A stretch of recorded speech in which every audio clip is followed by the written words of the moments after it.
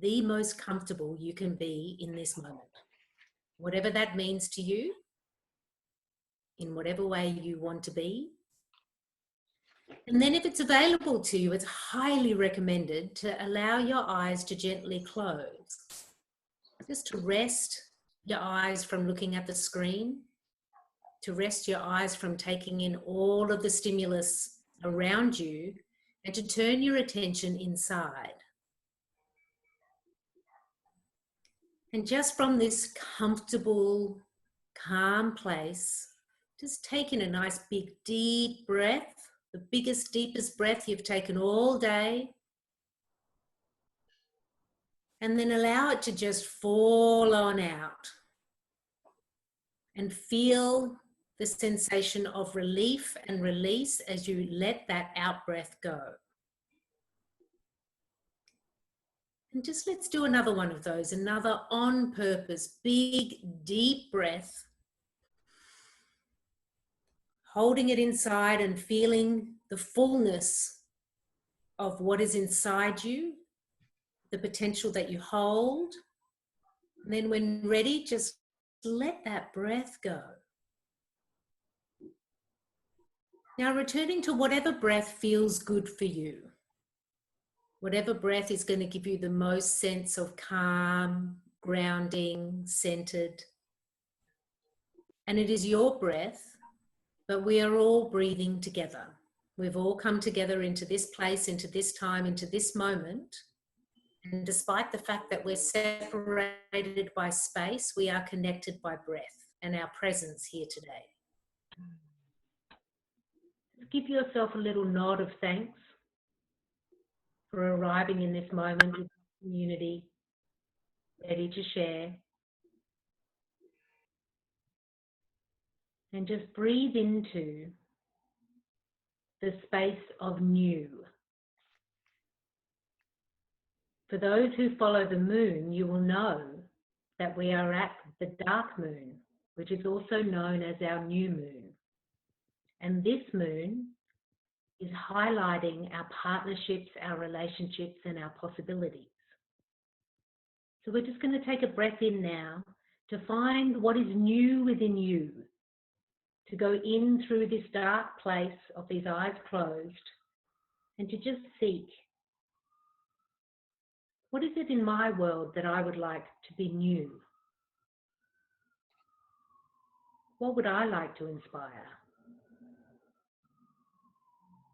From this place of what seems like something so small, we could dare to dream something that can grow from the small crescent moon all the way to the full moon. So just breathing in and allowing yourself to center in on, where is the new for me?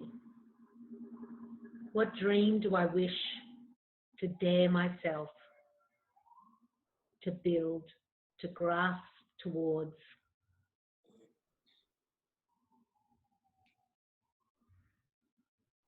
And then just breathe into the feeling of what it would feel like to dare yourself to go after this new reality that you seek.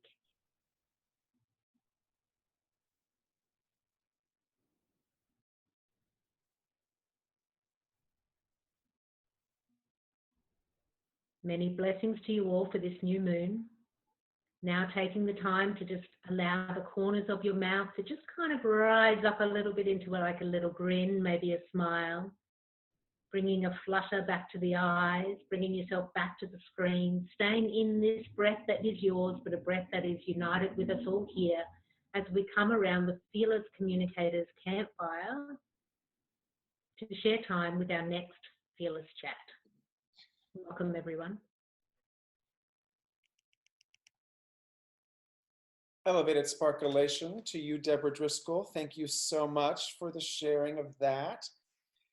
Hello, everyone, and welcome to Fearless Chat 18. My name is Eduardo Placer. I am the founder of Fearless Communicators, a diverse public speaking coaching business. We're committed to work with thought leaders on what they say and how they say it. And we are gathering now for the 18th time in this COVID context in what emerged initially as the first response that we had in trying to figure out how to make sense of this time.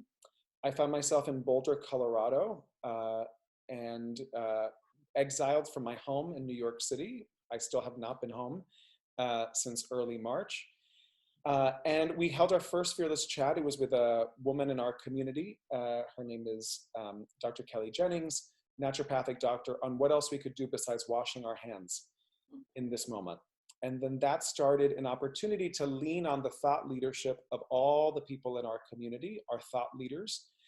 And Danielle Kristine Toussaint, who we are honored to have today as one of our guests, was one of the first people that we thought of in this space of sharing. And, this is a rescheduled conversation from earlier. I just wanted to acknowledge before we speak that, that there was a person very close to you, your father-in-law, who lost his life to COVID-19, and we just honor his spirit and honor your family, and just want to create space and breath, for that. And I'm grateful to have you here with us and to be in conversation around storytelling. Now, I met Danielle actually through somebody who's on this call, which is Nita Baum, and had the privilege of working with Danielle very briefly. She invited me to speak at an event that she hosts called PurpleCON, Dare to Think Purple. And we had a 30-minute conversation. I was facilitating at that event. And we just had a 30-minute, very general conversation, kind of outlining what she was going to be speaking about. And I said to her, one of the rare opportunities after those 30 minutes of working with her, when she went on stage and shared, I had such a release and exhale of just like being in the hands of a masterful storyteller and communicator. And it's just such a joy to be in your community. It's such a joy to support you and the women that you support as entrepreneurs as well, the small business owners you support. And we're going to be having a conversation around where we can lead with our story, where we don't traditionally lead with our stories. So with that all as a background, Danielle, it's my pleasure to welcome you here to Fearless Chat 18, Lead with Your Story, Elevated Sparkleation. Yes, to you. This is amazing. I'm just going to start by saying thank you. I personally experience on a daily basis this back and forth tug with myself around where I want to show up and on camera at that, because there's so much Zoom in my life. So that you chose to spend this hour with us is one, a testament to the value that Eduardo and Deborah have created in this community, but I also feel really grateful. It's really tough when we introduce ourselves to fight the urge to share what we think other people want to know and to lead with our stories. To get to know me is to imagine the 8-year-old version of me, because I am so much like her, and yet I find myself always having to fight to remember who she was, how feisty she was, how confident she was, how daring she was. And my introduction to the Fearless community was sharing my story of planning my first ever event, a retirement party for my 3rd grade teacher, Miss Castaldi, and getting permission from my principal when an 8-year-old with no job should have no business being the one planning a retirement party and tricking other 8-year-olds into giving up recess. But I can't think of a moment in time that's felt more me, and every single thing I've done that I've been really proud of has involved some combination of planning events, bringing people together, bossing other people around, and getting stuff done in the context of really honoring people and causes that were important to me. So to know me is to know her. And I invite us just today to think about those things as we talk about, when we show up as our authentic selves. There are 2 places in life that I've identified that people either lie or edit their truth around their story, and that is often in networking situations and in interviews. So I'm just curious in the chat if you would raise your hand or put up a reaction thumbs up if that is you. If you've ever in a networking situation said the least inspiring thing about yourself because you thought it was what was okay to say. So the question usually goes something like, so what do you do? How many of you love that question? I'm seeing people say no. What do you think about that question? What is it about that question that just innately doesn't feel quite right? Is that a rhetorical question? Or No, actually, it is. yeah. What It's what not do who you I think am. So Tiffany Brown just wrote in the chat, I hate that question when I'm unemployed. Yeah, that's a yes. You know what's Jen was answering as well out loud. Yeah. So Serena just said, I interpreted it as status. Nita says it feels narrow and limited. Deborah says it minimizes me. I also want to say, I think it's lazy. It's like a lazy question. Sometimes it's like, I don't even know. There are two questions that are kind of the same. One is like, what do you do and where do you live? I think. Where are you from? Where are you from? That I think are like the lazy first question to ask. Jen just wrote, it's not who I am. Cappy wrote, it feels judgmental. Baki just wrote, gatekeepers, which I think is an interesting, yeah. But I have another question before we move, which is raise your hand if you've ever made that same mistake of asking someone that early in it, right? So we hate it, but we do it. So I think it's also important to recognize that we've come to have what we sort of believe is like the agreed upon banter. And I said this to Eduardo that I think this emerges from a place of politeness. We don't quite know what to ask that's more interesting. We also want to do what we think the person is comfortable with. And if someone asks you a question, it's rude not to answer. So we find ourselves in this awkward dance. But what's way more exciting? So I just want to use Eduardo as an example. We're going to look at Eduardo's face. We're going to pay attention to his face. Okay. Eduardo, would you tell me what your last name is? My last name is Placer. Where are you from? Cuba. I'm from Miami, but my family's, I love that I said, I lied. I totally lied. My family's Cuban and I'm from Miami. So my understanding is that placer means pleasure. Yes, it does. Would you tell us something that gives you pleasure?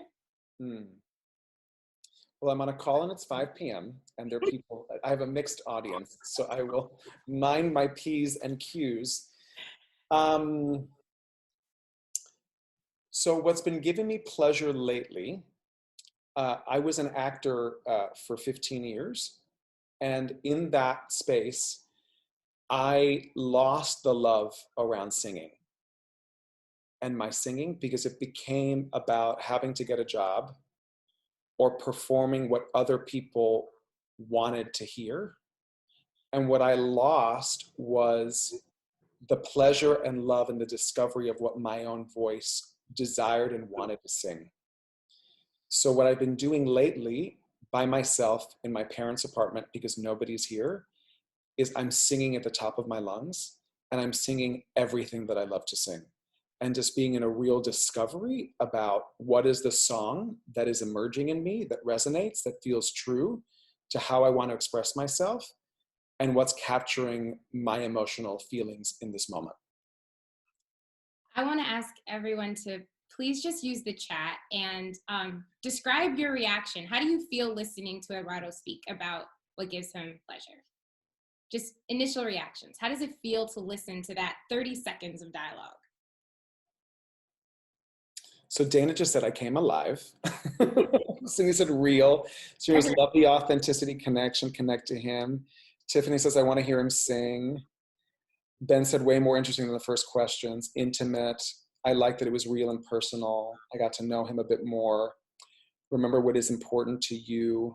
I felt connected to him as well and empathetic. Yeah. The point is that our brains literally scientifically are wired for stories.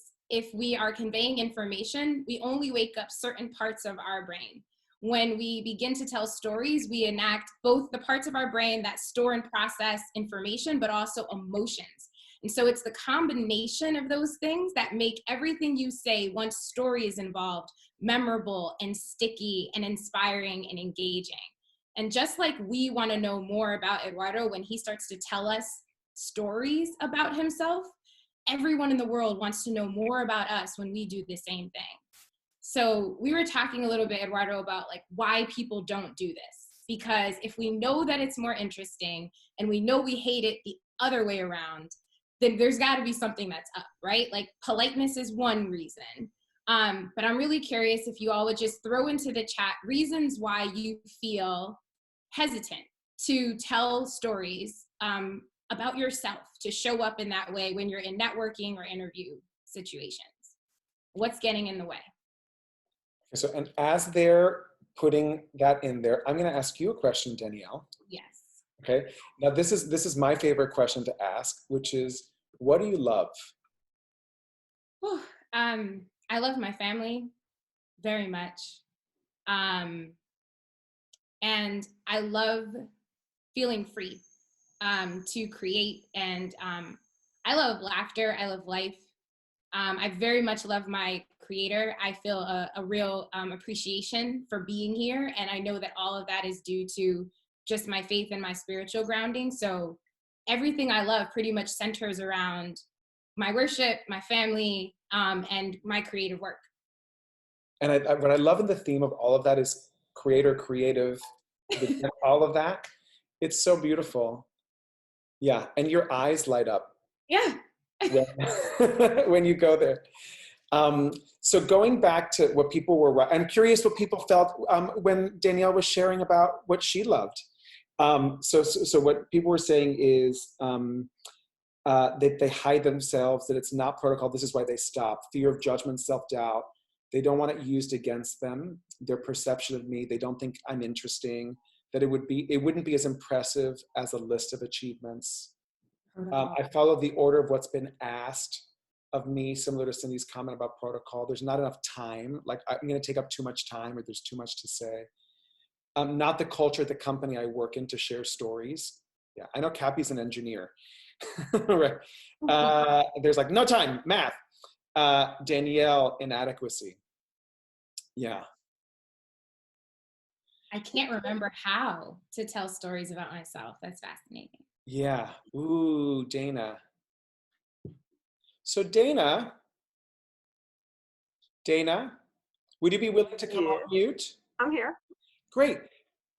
Danielle, would you like to engage with Dana? We're doing a forced little hot seat here.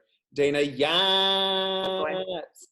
Listen, so we're going to elevate Sparkle Lake. You first of all, everyone, we're going to elevate Sparkle Lake Dana for being being forced into the courageous spot. But yes. I just want to say, I can't remember how to tell stories about myself. That I felt that in my body. Did anyone else feel that in their bodies? Like, that's the truth, Dana. And like a lot of people can relate to that. So I acknowledge you for the courage of telling the truth, right? And I think what a beautiful opportunity here to kind of play, Danielle. Dana, I'm gonna offer you a little cheat. Okay. Because often telling stories about yourself, one, to the point around it taking time, it can feel awkward. What are some of the stories that you feel like you used to know how to tell that you've forgotten? I think I used to be funny in a maybe sort of like sardonic, kind of sarcastic, sort of ironic way. Like, I feel like there is no irony in my life at all. And I don't know how to like evoke that. So I would offer you a cheat, which is if humor is the value that you used to hold that you feel like has slipped away, right? It may not be that you're going to be able to like bring humor back and make people laugh in every interaction, but it's a value that you can identify, right? So even in introducing yourself to someone, if I were to ask you sort of, so tell me about yourself, and that's the awkward, annoying question, you might say, something I've always valued is humor, right? And you can start by naming and identifying that value, which immediately will bring to your mind stories that have been humorous, situations that may have been, And if it's appropriate, you might share something, right, that's funny, or you might invite the other person to share something that's happened to them recently that might be funny. A lot of people like to share that, like a funny story or joke or something that's happened to you that's felt really ironic recently. Doesn't mean you have to be ha ha ha ha ha funny, but it means that you can bring that forward. If it's not humor as a value, it may be something else that you have been working on or that you think is really important. Or maybe it's that every day you're trying to give yourself a place to breathe or to think or to find what's ironic in life. Whatever it is, it's better that you just name it, because that's the value that possibly is going to wake you up and make you more interested and interesting in your conversation. That makes sense. Yeah. So it's almost like creating a space for this thing and inviting the other person to like help me along on this journey that maybe I feel like I'm falling short on, but like creating a space. Yeah, and I would certainly say that works better in the informal conversation space. Yeah, for where sure. you can get past the awkward ice breaking part of it. And I don't mean it to be like self-deprecating, but simply to say, you know, I always like to find what's humorous in things. That's what keeps me going. How about you? Right? And so now they're able to share what it is that wakes them up. Got it. I would not offer that in an interview hack, but in your daily conversation, it's a way that you bring yourself in. Cool. I love that. Thank you. I love that. That's a great hack, Danielle. Dana, you smiled when you were talking about humor, and you just laughed. Yeah, yeah. That there's a way in which, like, literally, the alchemy inside you shifts when you're in a conversation around humor, right? And I love that, Danielle, like, to lead with your value. And I feel like that's one of the things that, you know, Simon Sinek has that famous TED talk about leading with why. Do you know what I mean? They talk why you speak, that how you, like, why you do something, how you do. And I feel like everybody has, like, what's your why has become like, it's the Merlot of like elevator pitching. Like everybody says, nobody knows what it means, but everybody has a conversation around that. And I think that, but the conversation around the value of the humor thing is that I really value people with sense of humor, or I love laughing. I love that. I think that it connects to the part of the person that loves that too. And it melts away any of the veneer or facade of that external stuff. And then that connection is present. So that's really beautiful. Awesome. Dana, elevated sparkleish, you know, would anyone else like a little shot? Anyone else who feels like they would like to participate? I think Jacqueline Romano definitely wants to do it. I'm going to unmute you, Jackie. I know you. And I know this is the... Hi, Jackie. Hello. So this is the thing. So Jacqueline Romano is an amazing videographer and photographer and creative, who, as a storyteller, also hides behind her own story and focuses on other people's stories. Right? So there are a lot of people who are storytellers. Jen Barkman, I see you. Danielle Kristine Toussaint, I see you. I'm guilty. That's the mirror to myself. I see myself totally in that, right? So, and it's just because what you wrote resonated. There was something that you wrote that I would fear of judgment, self-doubt, right? So just like a beautiful opportunity in the shared safe space, Jacqueline, you know. And what I want to acknowledge, you know, being when Danielle, when I, and I don't know how you found out about this call or not, but as I was reflecting on this call with Danielle, part of what we talked about was the idea of daring, right? And there's and daring, the definition when I said it means to be bold enough. And I think that enough it's not being reckless and you know, it's not being irresponsible, it's not, but to be brave enough, right? And I think, Jacqueline, this is a beautiful opportunity to dare to be brave enough. Dana, same thing with you. Way to be bold enough, right? To step into the space, to like stretch, to explore, to discover. So anyway, Danielle, Jacqueline, yeah. Hello. Hi. So Jacqueline, what do you find to be the challenge when you are, because it seems like we are one and the same, creatives that hide behind the fact that we help facilitate other people's storytelling so we don't have to be seen? What gets in the way of you being seen? I think the biggest one is self-doubt. Like, will I say the wrong thing? Will I say it correctly? Will I be accurate or garner a connection that's valuable? What do you find valuable when you're helping other people to highlight their sort of superpowers and strengths and tell their stories? What are the things that you tend to coach them to do that makes those things valuable?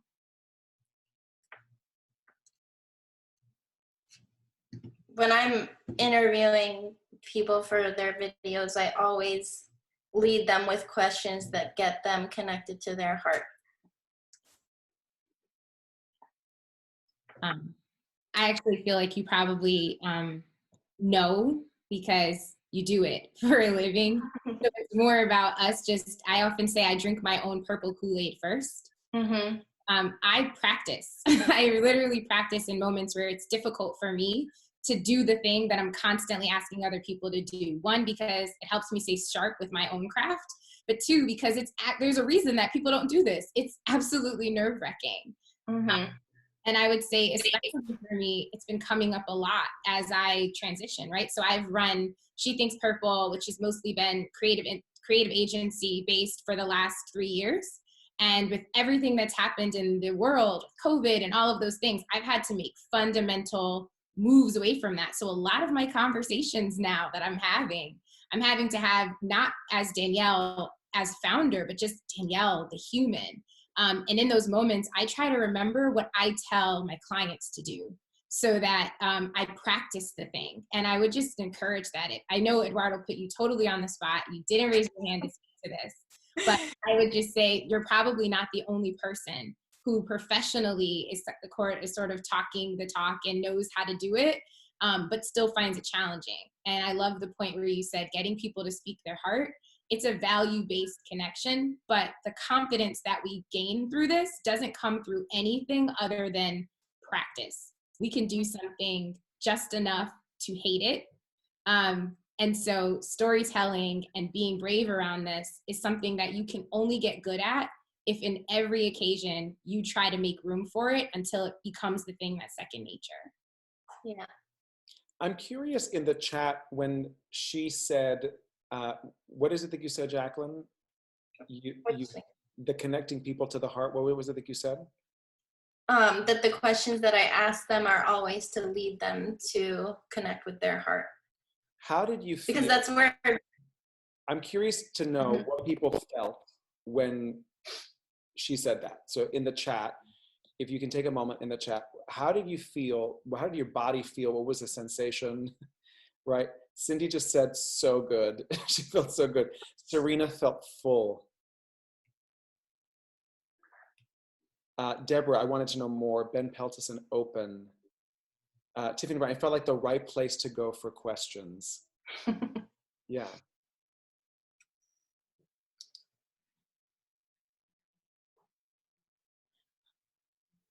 This is the and I was mentioning to Danielle, this is something that I've been thinking about a lot in this time, also as someone who works on stories and storytelling, is that when you did that, Jackie, you struck a chord in us.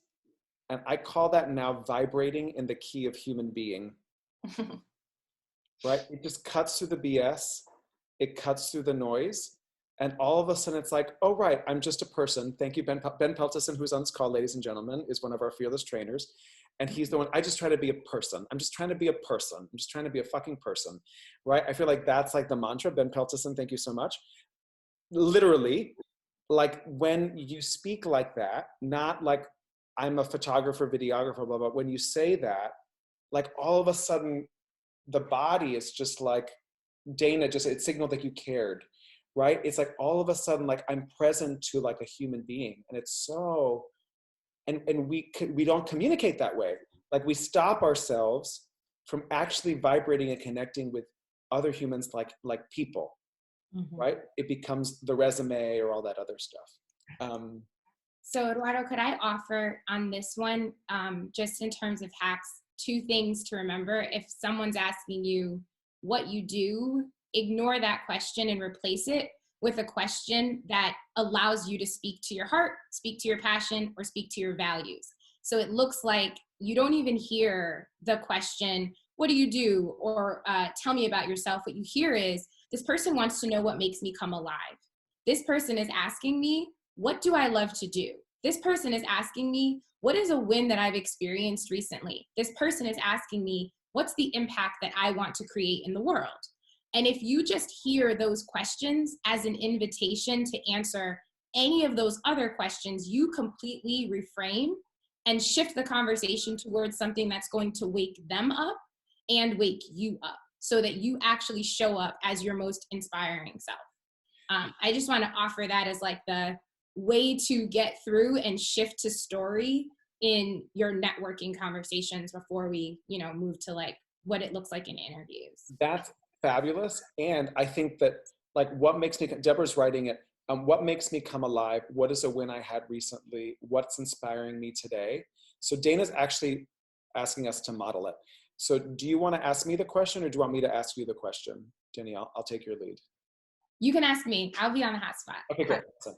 And so I want to end first, because I think that there's 2 things. One, this is a modeling of how you can take a question and spin it. And this is a great opportunity for you to have in your arsenal other questions besides what do you do and where do you live, so that you can lead in those spaces by saying, hey, what makes you come alive? Or hi, nice to meet you. What's a win that you want to celebrate today? Or what's inspiring you today? Like you being the model of a new way of leading in conversation, right? So that's one thing that we can charge ourselves forward from here. And now we're going to model how Danielle's going to shift things up a little bit. Okay. Hi, I see your name is Danielle. So what do you do? What's really interesting? I've discovered, especially recently, that I really come alive when I'm in spaces where I'm facilitating conversation for others and building community. So I spend a great deal of my time curating events, digital experiences, and helping leaders to tell their story so they feel more comfortable doing the same. End scene. Scene. And scene. Right? Now, this is not Danielle's first rodeo. Right? And I think it's a great practice. Right? And I think that what I think is also really beautiful about it is it ultimately is a seduction, because all of a sudden you're like, oh, I want to know more. What's a conversation killer is I'm a real estate agent. Exactly. Right? Or, I'm a financial planner. Like I do a lot of networking in New York City, and it's like the real estate agent's a financial planner. I know Serena's also part of BNI. It's like, if I meet another real estate agent or another financial planner, it's just like, oh my God. Right? But it's like, or videographer, or I'm a yoga teacher, or I'm a Pilates instructor. It's like all of a sudden I'm in the math of everyone else I know who's like that. But the moment that you spin that, it's a disruptor. It forces me to listen in a different way. Cindy, I want to acknowledge that your hand is raised, and I don't know if that's from a previous comment. Mm-hmm. And I'll come back to you, Cindy, but I didn't know if you were like, please call on me or not. I don't know if I can lower your hand. I think I can lower your hand. But I see you, Cindy. I see you, Cindy. And you're also wearing purple. She thinks purple. She's like, no, I'm listening, hands down. I got you, Cindy. My eyes are on you, Cindy. Just you wait, Henry Higgins. Just you. Are you asking a real question? Yeah. Yanette, you have a question? Great. Yes. Sorry. Hi, everyone. I wonder if it's because the majority work for a company or something like that versus being their own business owner. Because I find myself personally, I'm an interior designer, but when I worked for a company, it was so easy to just be like, oh, I'm an interior designer and that's it, right? Because you're under somebody else's umbrella, kind of just like that. But being a business owner, I feel like I'm forced to dig deeper, and because I have to somewhat market my brand.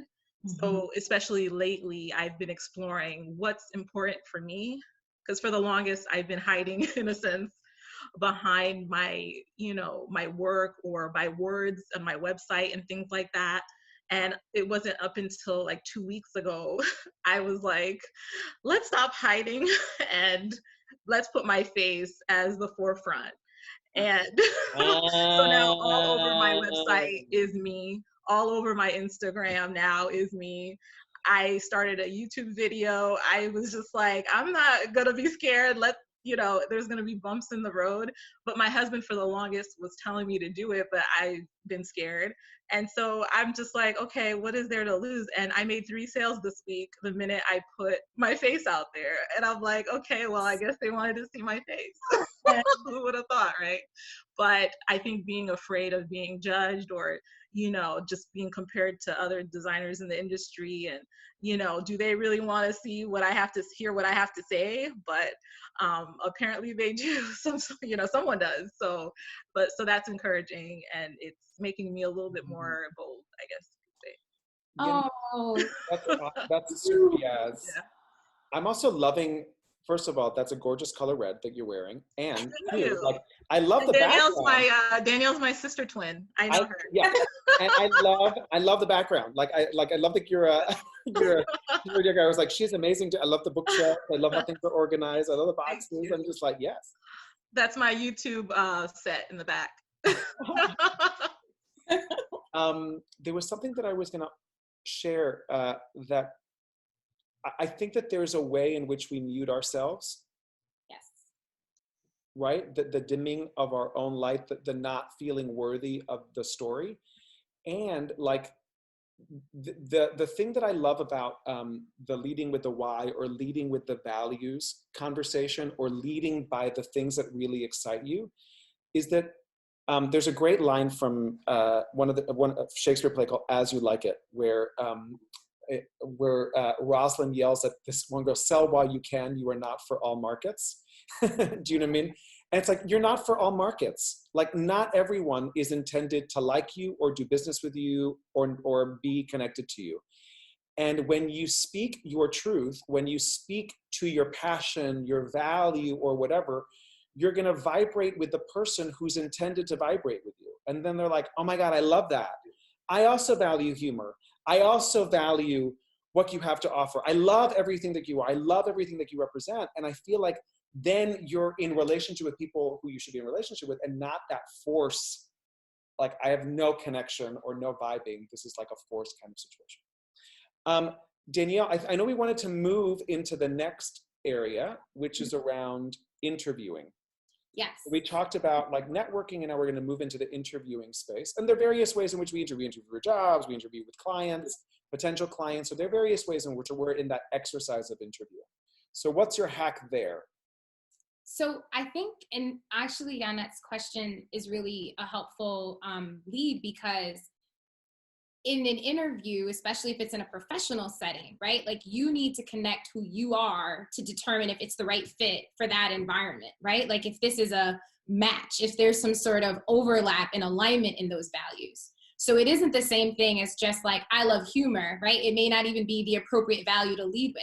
But I think that here's where knowing what you've always been about. So there's this exercise around clarity where you may do something like look at your own resume, right? Or look back over the experiences that you've had, both formally and informally, where you've been developing your professional skills. And the questions that you want to ask yourself about it is, what have I always been up to, right? For me, I determined that I have always been up to convenings, bringing people together, creating change, like leveraging, making sure that things were well organized, leading, right? Like, has always been a value.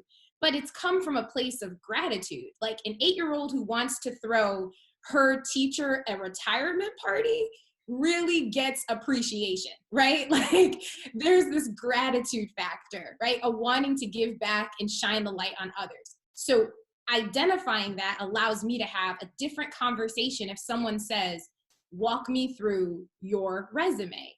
which I just want to emphasize, under no circumstances should you ever actually do, right? Like they say, walk me through your resume. You say, no, thank you. What's really been waking me up and guiding me, what's been showing up in everything I do for my entire life is this thing, X thing, whatever that thing is. Know that thing before you walk in and ask yourself, quite frankly, does the value that's been driving me, like, is this an opportunity that's going to present a way for me to further realize that, right? Because if you don't think the thing that's been waking you up and driving you through work is going to be present in this new opportunity, quite possibly that's not the thing for you. And if you're nervous about telling people what that really is in that interview experience, it's quite likely that this really isn't the next stop in your story. This isn't the next chapter in your story. You would be forcing yourself into someone else's story. So I would just say, like, in summary, like the hack here is know the values that have been showing up for you. Know what is the impact that you've been trying to make all along. Get clear on that so that you resist the urge to try to walk people through what you've done as the validator of who you are and of what you bring, because those two things are not the same, right? Like what you've done is a manifestation of it, but what qualifies you uniquely for any experience is going to be driven in that sort of values derived story that only you know when you look across your experiences. Danielle, I just want to acknowledge something because I'm noticing who is on this call, right? And I'm acknowledging it's women of color, and gay men. Okay. Right? So I think it's interesting about the rules and like deviating from rules or playing as designed. Like, do I have permission to break up the pattern? Do I have should I do as I'm told? Do I have the space or the runway to say, thank you for that, and no, I'm gonna do it my way, right? Like, I think that it takes that added level of courage, you know, in that space to navigate that. So I love that you're the one who's leading this conversation, Danielle, because it's so fierce. And I just see that 8th grader, you know, that 8-year-old who's like, I'm just gonna do it my way, thank you. I'm gonna throw a party. Do you know what I mean? And like, I just think it's so powerful. Like, we have to give ourselves permission. Yes. Right? To engage and tell the story that we want to tell, not the story that we think they want to hear. Yeah. Right? Yeah. Because that's all about what we perceive out there, as opposed to coming in armed with what is my narrative. I'm in control of my narrative. I'm the one who has something to share, and I'm going to speak it. Yeah, it absolutely works. I want to give you a very specific example. I walked into a conversation recently with a CEO, and he asked me the whole, you know, the unprepared, I've seen your resume, so-and-so told me to have a conversation with you, walk me through it. I said, no, thank you, please. This is who I am. And after like maybe a minute's worth, 2 minutes worth of conversation, he literally stopped and he said, I've spoken to a lot of people recently, and I'm going to tell you right now that this is the single best answer I have ever gotten to my first question in any informal interview. He was like, so just in case you wanted to know where you are in this, I just wanted you to know that, right? Like, people are literally stopped in their tracks by your gumption because everyone else plays the same rules. So if you want to stand out and dramatically accelerate the conversations, like the powerful conversations you have, I would say take this hack. Another person, I will not take credit for this analogy, but once described the experience of people from like underrepresented communities trying to play the game as being invited to Taboo, but with like best friends, right? And being on the other team. So like you're trying to like use the card and follow the rules and just not say the 5 words on your card. Meanwhile, these best friends are giving clues like, remember that time when we ate that thing on the yellow school bus? And you're like, wait a minute, where is that on the card, right? And so it's this notion that, like, you're right, Eduardo, it's not stacked in our favor. However, this is the cheat. And the cheat is throw the rule book out and just be the human that you are. Be in front of them as a confident human, know what your values are, communicate them. And honestly, you don't have to have the story. There's no like anecdote that you need to tell. I think the story is in your lived experience, and it's going to come out because you're going to have a much better conversation than if you just like answer the questions in the order of the protocol that you were taught to follow.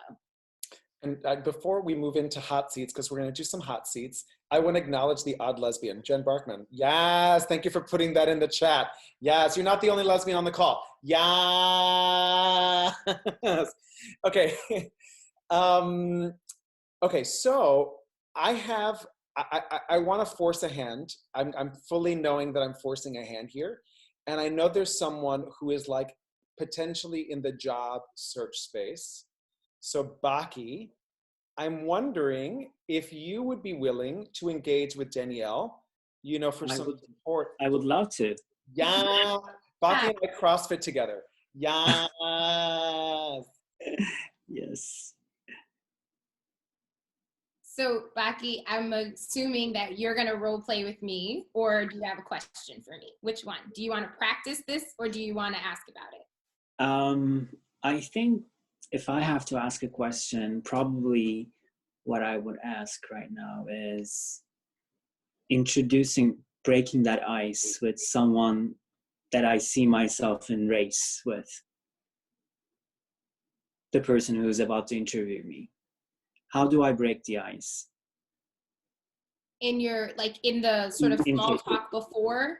While we're walking together to the meeting room, most of the time I think about what's the most suitable thing. I have to make a small conversation, but it has to be also meaningful. So there are so many things coming my way, and trying to make it look original and sincere. It's one of the most difficult things, especially because of my background, sexual orientation, blah, blah, blah. So I always dive into things like, oh, so how was your day? Which I don't usually value. I don't really care. Yeah. I just want to learn something interesting about you. Yeah. Yeah. So everyone's favorite topic, whether they admit it or not, is themselves. And so even if you are asking a question that is less consequential to you, if you want to begin to warm them up and see who they are, asking something that's about them is the right way to go. But we can't ask a better question than just like, hey, what about that weather? Or what did you have for breakfast, right? Like you can ask something that also gives you information about the organization or company. So I would recommend asking something like, when you started with the company, right? Like what really excited you about your role? Or, what have been some of the opportunities that you've had here that you've been really, proud of, right? Or like, have you had a recent win that like, has been, giving you, a boost here at the company? Like asking them something that gets them talking about what they've accomplished, what they've done, what they've contributed, or what they love about where they work is both about them, but it ultimately gets to be about you because it starts to give you insight into if this is a place that aligns with your values. So it can be a little awkward, but just having one question prepared that gets them talking about themselves and the company and the job, I would recommend. And it also is a great way to, if people find that question easy to answer, it probably means it's a great place that they really enjoy being. If they struggle to answer that, you're like, run. Just like turn around, get on the elevator and go back down, right? So it can help you in either case. Thank you. Baki, the hack that I would add to that, because we're Zooming also, is, for example, like with Nita, right? I would say that's a gorgeous poster of a horse back there. What is that? Because people have, like, you have access to their homes. Do you know what I mean? Like with Allie, there's always a flower that she has next to her. Allie always has some type of floral arrangement. That's a connector. I don't know if you noticed, but when people were coming on, I was also acknowledging colors that people were wearing. I was acknowledging things that actually grounded people, that I actually saw them, right? So personal details and personal things actually ground us in a virtual space to actually connect to the human piece of it. So that I think is also, and it keeps you outwardly focused as opposed to internally focused. I love that point. It may be a long time before you're physically walking down a hallway. So that's good. It'll reduce the awkward silence too. And I think Serena just had a cat that kind of went through too. So I think acknowledging animals, like it's like, oh, there's a dog or a child screaming in the background, or like, you know, there are all these ways in which our lives are just like fully open now in this Corona context. So I think that the continuing to ground ourselves as just human beings on a planet, I think is a really helpful tool. I want to say, so with Shannon, I think you had a hand raised. Would you like to go? Yes. Thank you, Eduardo. And Danielle, I want to ask, like, suppose when you're doing an interview and then they ask a question, like I'm trying to like get into a field which is basically not my past. And it's something so different. It's a new career change in a career path that I'm taking on. So if they ask you something like, have you done data analysis in the past? You know, I've done 20 years of work in which obviously I had multiple roles as a management, HR, data, this, that, but it's not specific to that kind, what they're looking for. And I have zero interest in it, like zero interest, but I have to do it because it's part of the job that they're offering or I'm creating with them. So how do I answer to that question when I don't have much of a knowledge about it and it isn't my interest, but it is needed in the job for sure? Okay, I'm gonna just repeat back really quickly, and I know we have not a lot of time. Job you definitely want, a role that you are super excited about. Creating, actually, like you have to create it Okay. rather than be just what they have given you, you know? Okay. And I guess my question to you, this is an aside, which is there a scenario where you can talk about what are your superpowers and the things that you are genuinely excited about and maybe keep some portion of those activities, but I don't know if there's a team or if there's an environment where you don't have to be responsible for all of the things that you truly are not jazzed about. That's another conversation, but I think it's important to mention. I still would lead with your superpowers. I would lead with the things that you have created incredible impact around. And I would mention possibly that one of your values, right, is like being effective, learning new things, and mastery of skills, that like you pride yourself on that. That's a part of your story as a professional. And therefore, if there were new challenges, that you would readily jump into them and take them on, for instance.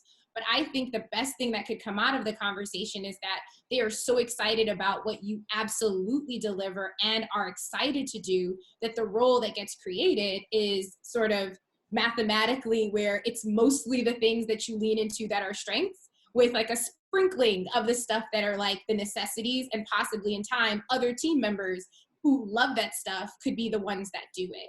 I think if you go in talking about it from a place of trying to make it fit, it's going to feel inauthentic because your energy is going to shift because it's not what you love. But if you are talking about the things that you excel in and you build the narrative around that, but you also have as a part of it, I can stretch, I can master new things, and I'm ready to, then I think that that doesn't hurt you.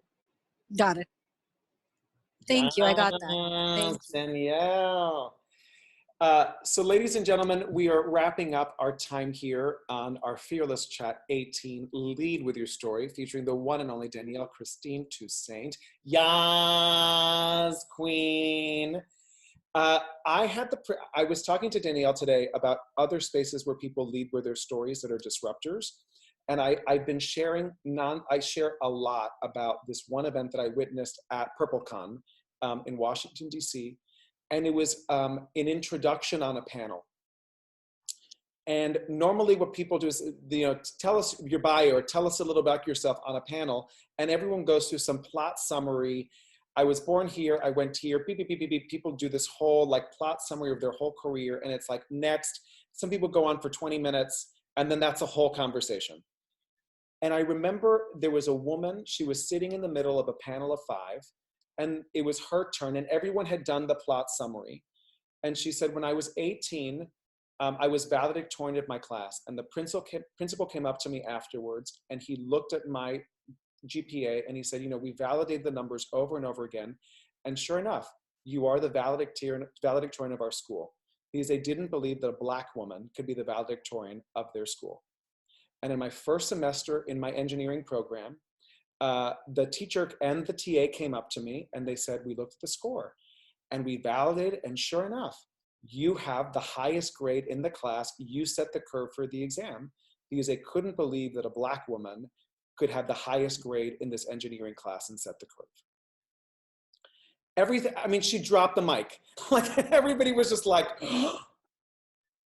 and immediately we connected to her. It was such a disruptor from everybody doing everything the way they normally did it. She was like clear about who she was. She was clear about her story. Like, we felt immediately who she was. And she was sitting in the middle, I mean, regal. I mean, she was just like holding court. It took my breath away. And I always tell people about that moment. And I think that that's the power of leading with your story. And Maya Angelou very famously said, people don't remember what you say, they remember how you make them feel.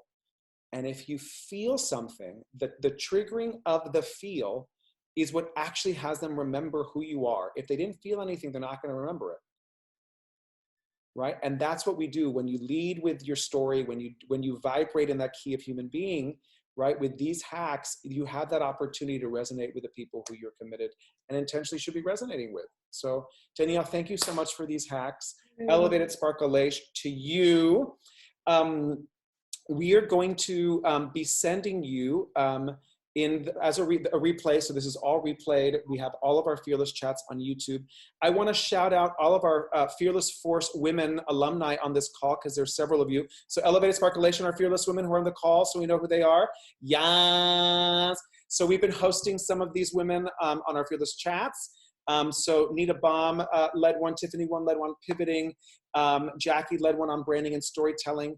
So it's a way, the Fearless Force program is our signature program where we work. We've done it 19 times in 7 cities, 3 continents, over 100 women standing in their truth and their power. Both Ben and Deborah are facilitators of that program. And it's all about the truth, amplifying the truth. One of my biggest accomplishments is that 46% of those women are diverse, which is like really, really, I'm really proud of that statistic. We gather every Tuesday and Thursday with our Fearless Chat. The next 3 that we have is going to be on mental health, mindfulness, and spiritual health. So those are the next 3 that are coming. They're again every Tuesday and Thursday. They're at 5 p.m. Eastern Standard Time. You'll be getting the links up to the next ones. And Danielle, we're also going to connect in the email to your LinkedIn, but that's a great way for people to connect with you. What you're announcing, there's something that you're working on, Danielle. What are you working on? Oh, I am writing Dare to Think Purple. I will be going into publishing for my book this summer. It will be available December 2020. It previews and profiles stories of other fearless women that are building social enterprises and how they survived their first 5 years. So yes. So LinkedIn is a great space to be up to date. Danielle is super active on LinkedIn. Her content is always really extraordinary. So she's someone who I'm always like, yes to everything that she posts on LinkedIn. And in conclusion, we have a little final exercise that we do here. This completes our program. And for those of you that have a couple more minutes, there's a little ritual that we have to close off here. So if you do need to go, I know we're 3 minutes over time. Thank you so much. And if you are able to stay, then we'll do our final little closing. So I'm going to give people a second to veer off if they need to go. Thank you so much for being here. And then for those of you who are able to be on, this is a simple little ritual that we do. You're going to get the flow of it very quickly. And, you know, so it goes like this. So Jackie, I see you and thank you. Deborah, I see you and I thank you. Jen Bachman, I see you and I thank you. You're on mute, Jen. Tiffany, I see you and I thank you. Baki, I see you and I thank you. Ben, I see you and I thank you. Dana, I see you and I thank you. Cindy, I see you and I thank you. Happy, I see you and I thank you.